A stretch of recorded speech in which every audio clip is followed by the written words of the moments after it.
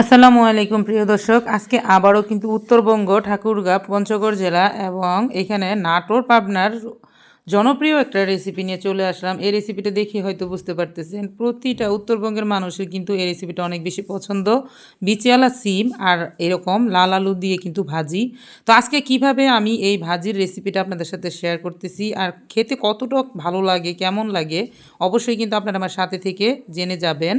প্রিয় দর্শক, দেরি না করে রেসিপিটি শুরু করব। শুরুতেই আমি একটা ফ্রাই প্যানের ভিতরে পর্যাপ্ত পরিমাণ সয়াবিন তেল দিয়ে এখানে আমি 2 টেবিল চামচ পরিমাণে দিয়ে দিলাম রসুন কুচি, পেঁয়াজ কুচি আর দিয়ে দিলাম কাঁচামরিচ কুচি দিয়ে এখন খুব ভালো করে ভেজে নেব।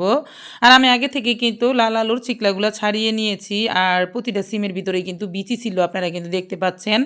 কাঁচামরিচগুলা কিন্তু আমি তেলের উপর আগে থেকে একটু ভালো করে ভেজে নিচ্ছি, কারণ পরে আবার ভালো করে ভাজা না হলে কড়াইতে লেগে যাবে। আর এখন আমি 2 ফালটা করে কেটে নিয়েছি সেই ছোটো আলু, তার ভিতরে দিয়ে দিলাম 1 চা চামচ হলুদের গুঁড়া, 1/2 চা চামচ মরিচের গুঁড়া, 1/2 চা চামচ ধনিয়ার গুঁড়া আর দিয়ে দিলাম এখানে পর্যাপ্ত পরিমাণ লবণ। আর এখন খুব ভালো করে একটু নাড়াচাড়া করে নিচ্ছি। এই কটা মশলা দিয়েই কিন্তু রান্না করব। শেষের দিকে আমি জিরার গুঁড়া দিব, তো কখন আমি দিয়ে দিচ্ছি জিরার গুঁড়া সেটা আমি আপনাদেরকে বলে দিব। কিছুক্ষণ নাড়াচাড়া করে এর ভিতরে আমি কিন্তু বিচিওয়ালা সিমগুলা দিয়ে দিচ্ছি। আর এই সিমগুলা ভাজি খেতে অনেক বেশি ভালো লাগে। আমাদের পরিবারের সকলে, ছোটো বড়ো সকলেই কিন্তু এই রেসিপিটা অনেক বেশি পছন্দ করে। আপনারাও অনেক বেশি পছন্দ করেন। আমি কিন্তু একটা সময় জানতামই না যে আসলে এই রেসিপিটা এইভাবে খাওয়া হয়, কারণ আমি গাজীপুরের মেয়ে। আমাদের ওদিকে কিন্তু এরকম ছোটো আলু ছিল না, পাওয়াও যেত না। আর এগুলা বিচিওয়ালা সিম দিয়ে যেভাবে সুন্দর করে ভাজি করে খাওয়া যায় সেটা আমি বুঝতাম না। আমার উত্তরবঙ্গে বিয়ে হওয়ার পরে থেকেই আমি জানি এটা এভাবে খাওয়া হয়। আর তখন থেকে আমি সব সময় খেয়ে থাকি। আর এই একটা ভাজি দিয়েই কিন্তু আমি অনেকগুলো ভাত খেতে পারি। পরিবারের সকলে অনেক বেশি পছন্দ করে, যার কারণে এই ভাজিটা আমাদের এই সিজনাল সময়তে এত বেশি ভালো লাগে। নতুন আলু যখনই বের হবে আর নতুন সিম এরকম, তখনই কিন্তু এই রেসিপিটা তৈরি করতে হয়।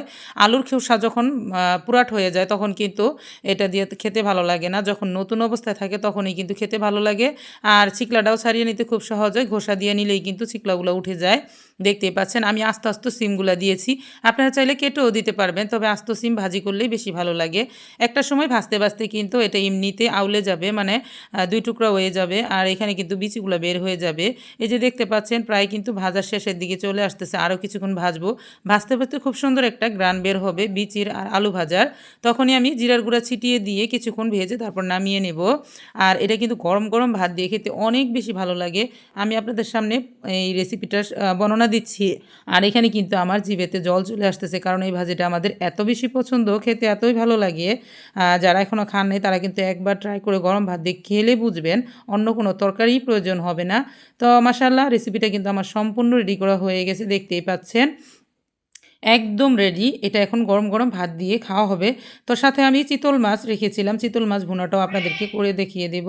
আর চিতল মাছ খেতে বা কেমন লাগে, কতটুকু কাটা আছে, কেমন কাটা, সেটা আমি আপনাদেরকে বলে দিব। এই যে দেখতে পাচ্ছেন এখানে আমি হলুদ মরিচের গুঁড়ো, লবণের দিয়ে কিন্তু সুন্দরভাবে মাখিয়ে নিয়েছি। আরেকটা কথা আপনাদেরকে বলে দেই, আপনারা যে একটু আগে শুনতে পারলেন ভাবি ডাক, সেটা কিন্তু একটা ময়না পাখির ডাক। তো সেই ময়না পাখিটা আমি যখন কাজ করতেছিলাম তখন কিন্তু অনেক বেশি ডাকাডাকি করছিল আমাদের বাড়িওয়ালাদের বাসার কিন্তু ময়না পাখিটা। আর আমি আপনাদেরকে দেখিয়ে দিচ্ছি এই পাখিটা কিভাবে ডাকে। এভাবে এভাবে এভাবে এভাবে। তো প্রিয় দর্শক, দেখতেই পারলেন পাখিটা কত সুন্দরভাবে ডাকতেছে। পাখিটার জন্য দোয়া করবেন। ও একেবারে ছোট, আর এখন কিন্তু পাখিটা বড় হয়ে অনেক কথাই নকল করবে, আস্তে আস্তে ও ভাষা শিখতেছে। তো এইদিকে আমি কড়াইটাতে পর্যাপ্ত পরিমাণ সয়াবিন তেল দিয়ে খুব ভালো করে গরম করে নিয়ে চিতল মাছগুলোকে ভেজে নিচ্ছি। আর এই চিতল মাছটা খেতে কিন্তু অনেক বেশি টেস্ট হয়, কিন্তু এটাতে কিন্তু ইলিশ মাছের মতন ছোট ছোট কাঁটা আছে, যার কারণে বাচ্চারা খেতে চায় না। বাচ্চাদেরকে একটু বেছে তারপর খাওয়াই দিতে হয়, কিন্তু মাছটা খেতে অনেক বেশি মজা। এই যে দেখতে পাচ্ছেন আমি কিন্তু লালচে কালার করে ভেজে নিচ্ছি। শুকনো মরিচ, হলুদের গুঁড়ো, লবণ দিয়ে মাখিয়ে নিয়েছিলাম আগে থেকেই। কিছুটা সময় রেখে দিয়েছিলাম মাখিয়ে, প্রায় 10 মিনিটের মতন। তারপর আমি ভেজে এগুলোকে উঠিয়ে নিচ্ছি। আর আমি যেভাবে আজকে ভুনাটা তৈরি করে দেখাবো, এইভাবে যদি আপনারা মাছ ভুনাটা তৈরি করতে পারেন খেতে অনেক ভালো লাগে। ছোটো বড়ো সকলেরই অনেক বেশি পছন্দ হবে আমি বিশ্বাস করি। তো দেখতেই পাচ্ছেন সবগুলা মাছ আমি ভেজে উঠিয়ে রাখতেছি। আর এখানে আমি পর্যাপ্ত পরিমাণ পেঁয়াজ কুচি, মানে বেশি করে পেঁয়াজ কুচি দিয়ে দিলাম, 1/2 কাপের মতন। আর এই পেঁয়াজ কুচিগুলোকে খুব ভালো করে ভাজতে হবে, একদম লালচে কালার করে ভাজতে হবে। এটাকে কিন্তু যত বেশি লালচে কালার করে ভাজবেন, মানে বেরেস্তার পেঁয়াজ যেভাবে ভাজে ওইভাবে ভাজতে হবে, তাহলে কিন্তু মাছ ভুনাটা খেতে অনেক বেশি ভালো লাগবে। আবার পুড়ে ফেলবেন না, তাহলে কিন্তু তিতা লাগবে আর তরকারি থেকে একটা বাজে দুর্গন্ধ আসবে, তখন কিন্তু তরকারির গ্রানটা ভালো থাকবে না, খেতেও ভালো লাগবে না। আমি যতটুকু পরিমাণ করে ভেজে নিচ্ছি আপনারা দেখলেই বুঝতে পারবেন। এই যে এখন দিয়ে দিলাম ১ চা চামচ পরিমাণ আদা রসুনের পেস্ট। এটাও আমি তেলের উপরে খুব ভালো করে ভাজবো যাতে গন্ধ না আসে।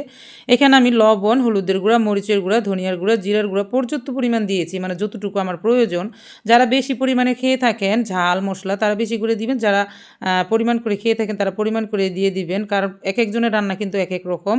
আর আমি এটাকে খুব ভালো করে মসলাটাকে কষিয়ে তারপর পানি দিয়ে এরপর বলক তুলে কিন্তু মাছগুলাকে দিয়ে দিয়েছি। উপর দিয়ে কাঁচা ঝাল দিয়ে দিয়েছি। নামানোর আগে আমি ধনিয়া পাতা কুচি দিয়ে দিয়েছি। প্রিয় দর্শক ফাইনালি মাশাআল্লাহ তরকারিটা কিন্তু আমার রান্না করা একদম টোটাল শেষ। দেখতে পাচ্ছেন। দেখতে কিন্তু অসাধারণ হয়েছে মাশাআল্লাহ খেতেও খুব ভালো লাগবে।